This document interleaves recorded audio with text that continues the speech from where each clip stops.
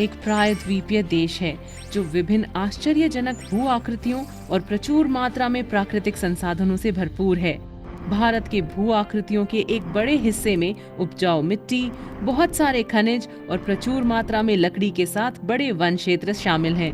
आइए हम भारत के उन भौतिक विभाजनों के बारे में अधिक जानें जो हमारे देश को अद्वितीय बनाते हैं।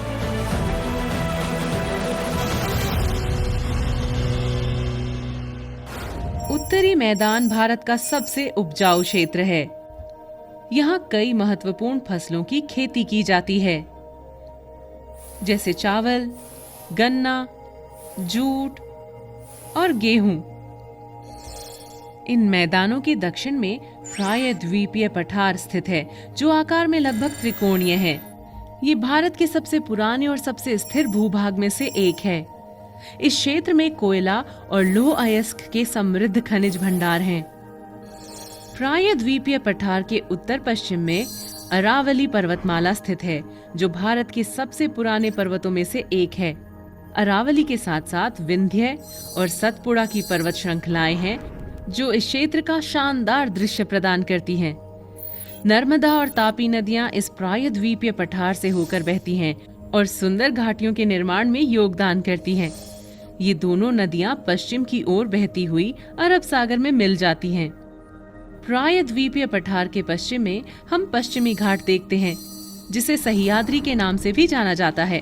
पश्चिमी घाट निरंतर पहाड़ों की एक श्रृंखला से बना हुआ है और ये कई नदियों का उद्गम स्थान है। इस बीच पूर्वी घाट प्रायद्वीपीय पठार के पूर्वी भाग की सीमा पर स्थित है। पूर्वी घाटों को महानदी, गोदावरी, कृष्णा और कावेरी जैसी कई नदियों द्वारा विच्छेदित किया गया है। इसलिए ये पर्वत श्रृंखला तुलनात्मक रूप से अलग अलग फैली हुई हैं। बंगाल की खाड़ी में गिरने से पहले ये नदियां यहाँ उपजाऊ डेल्टा बनाती हैं।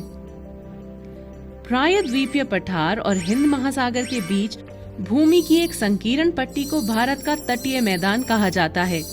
इनमें से पश्चिमी तट मैदान बहुत संकरे हैं और इसके विपरीत पूर्वी तटीय मैदान अपेक्षाकृत चौड़े हैं। गोवा, कोवलम, कन्याकुमारी और पुदुचेरी जैसे कुछ प्रसिद्ध पर्यटन स्थल इस क्षेत्र में स्थित हैं। भारत का भौतिक विभाजन यहीं समाप्त नहीं होता है। हिंद महासागर में भारत के द्वीप समूह भी स्थित हैं। लक्षद्वीप द्वीप समूह द्वीपों का एक समूह है, जिसमें 36 प्रवाल द्वीप भी शामिल हैं।